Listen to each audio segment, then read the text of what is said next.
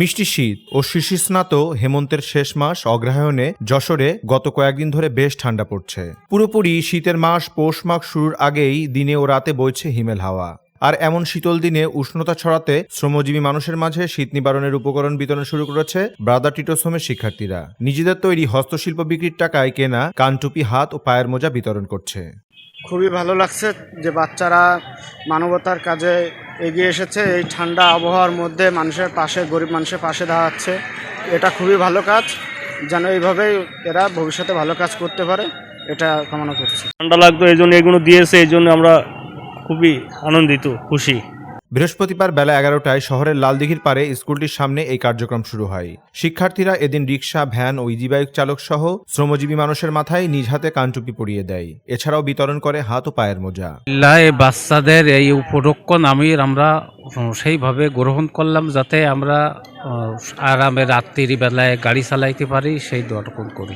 এই বাচ্চারা আমাদের এই যে রিক্সাওয়ালাদের যে হাত মোজা, টুপি, পা মোজা দিয়েছে, আসলে বাচ্চাদের টাকায় যে আমাদের জন্য লক্ষ্য করেছে বা ফলো করতেছে বা এই দিয়েছে, এদের জন্য আমি দোয়া করি এদের ভবিষ্যৎ উজ্জ্বল হোক, এরা ভালো থাকুক, এদের সুস্থ থাকুক।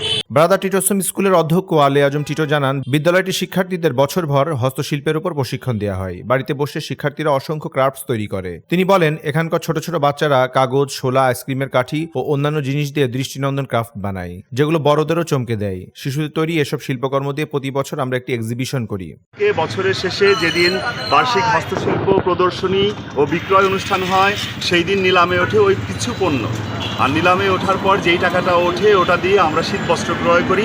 আর প্রতি বছর বাচ্চারা, সাধারণ জনগণ যারা অসহায় জনগণ, তাদের মধ্যে তারা শীত বস্ত্র বিতরণ করে। এই হস্তশিল্পদের শেখা এবং হস্তশিল্প প্রতি বছর সারা বছর জুড়ে চর্চা করে যাওয়া, এটা আমরা মনে করি আমাদের স্কুলের সবচেয়ে ভালো বৈশিষ্ট্য। প্রত্যেকটা স্কুল যদি এই চর্চাটা করতো, যে হস্তশিল্পের উপরে নজর দেওয়া এবং শিল্পর দিকে নজর দেওয়া, বাচ্চারা যদি শিল্প সৃষ্টি করতো প্রতিদিন, তাহলে বাচ্চারা মোবাইল ফোন, টিভি, অন্যান্য অভ্যাস থেকে দূরে থাকতে পারতো এবং তারা শিক্ষামূলক এবং আর্থিক কোনো কিছু, অর্থনৈতিক কোনো কিছুতে তারা শিক্ষা করতে পারতো এই ছোটবেলা থেকে। শীত নিবারণের উপকরণ হিসেবে শিশুদের হাত থেকে কানটুপি, হাত ও পায়ের মোজা পেয়ে উচ্ছ্বাস প্রকাশ করেছেন ভ্যান, ইজি বাইক ও রিক্সা চালকেরা। সাংবাদিক নূর ইমাম বাবুল বলেন, শুধুমাত্র লেখাপড়া শিখলে শিক্ষিত হওয়া যায় না। লেখাপড়ার পাশাপাশি মানবিকতা, সামাজিকতা ও নৈতিক শিক্ষায় শিক্ষিত হওয়া দরকার। শুধুমাত্র পড়াশোনা করলেই যে শিক্ষা পাওয়া যায় তা না, সামাজিকতা, মানবতা, এইগুলোই শিক্ষার একটা বড় অংশ। তাই এই স্কুলের এই বাচ্চারা বিভিন্ন সময়ে, বিভিন্ন কায়দায় বিভিন্ন শিক্ষা পেয়ে থাকে। আমি মনে করি এই শিক্ষাই বড় শিক্ষা। এসএসসিআমের তথ্যচিত্রে ডেস্ক রিপোর্ট।